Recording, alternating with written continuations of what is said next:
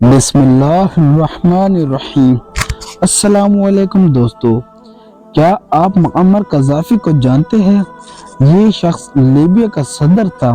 اس کا نام معمر محمد ابو منیار القذافی تھا۔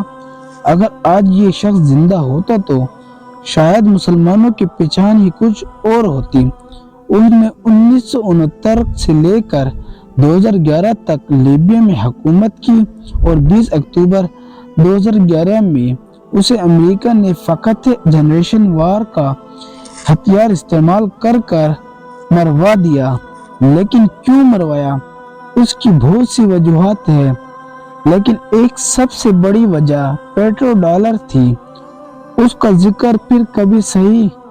فی الحال اس ویڈیو میں آپ سب کو ان قوانین کے بارے میں بتایا جائے گا جو معمر قذافی نے اپنی حکومت میں قائم کیے تھے۔ نمبر 1، لیبیا میں بجلی مفت تھی۔ پورے لیبیا میں کہیں بجلی کا بل نہیں بھیجا جاتا تھا۔ نمبر 2، سود پر قرض نہیں دیا جاتا تھا۔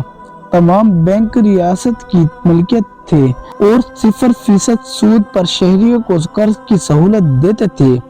نمبر 3، اپنا گھر لیبیا میں انسان کا بنیادی حق سمجھا جاتا تھا اور اس کے لیے حکومت شہریوں کو مکمل مالی مدد فراہم کرتی تھی۔ نمبر 4، تمام نئے شادی شدہ جوڑوں کو اپنا نیا گھر بنانے کی مد میں حکومت $50,000 مفت فراہم کرتی تھی۔ نمبر 5، پڑھائی اور علاج کی سہولتیں لیبیا کے تمام شہریوں کو بنا پیسوں کے حاصل تھی۔ قذافی سے پہلے 25% لوگ پڑھے لکھے تھے، جبکہ آج 83% لوگ تعلیم کے زیور سے آراستہ ہیں۔ نمبر 6، کسانوں کے زرعی آلات، بیج اور زرعی زمین مفت میں فراہم کی جاتی تھی۔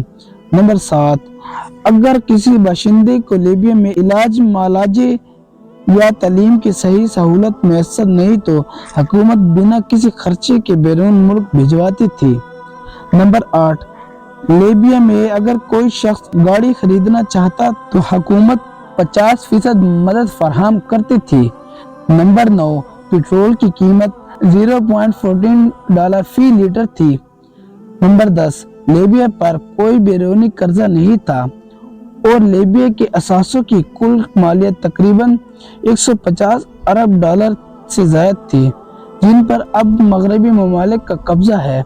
نمبر 11، اگر کوئی باشندہ گریجویشن کرنے کے بعد بھی نوکری حاصل نہیں کر پائے تو حکومت اسے اس کی تعلیم استعداد کے مطابق مفت تنخواہ ادا کرتی تھی تا وقت کہ اس باشندے کی ملازمت لگ جائے۔ نمبر 12، ملک کے تیل سے حاصل ہونے والی آمدنی کا ایک مخصوص حصہ تمام لیبیا باشندوں کے بینک اکاؤنٹوں میں جمع کروا دیا جاتا تھا۔ نمبر 13، ماں کو ہر بچے کی پیدائش پر حکومت کی طرف سے $5,000 مفت فراہم کیے جاتے تھے۔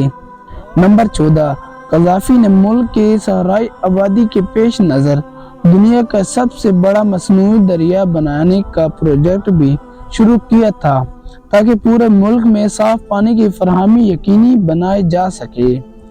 یہ ان مظالم میں سے کچھ کی تفصیل ہے جو قذافی نامی ڈکٹیٹر نے لیبیا کی عوام پر ڈھائے ہیں۔ ان مظالم کے علاوہ قذافی نے 3 بہت بڑے گناہ اور بھی کیے تھے۔ پہلا کہ پاکستان کو ایٹمی پروگرام کے لیے $100 ملین کی رقم اس وقت فراہم کی جب پاکستان پر ہر طرف کی پابندیاں تھیں۔ اسی رقم سے پاکستان نے اپنا ایٹمی پروگرام شروع کیا تھا۔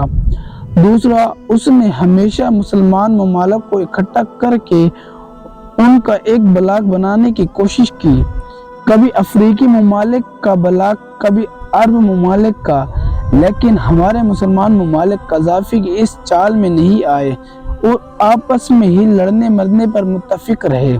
تیسری چیز میں تو اس نے حد ہی کر دی جب اس نے سونے اور چاندی کے سکوں میں لین دین کرنے کا فیصلہ کیا اور اعلان کیا کہ پیپر کرنسی جعلی کرنسی ہے۔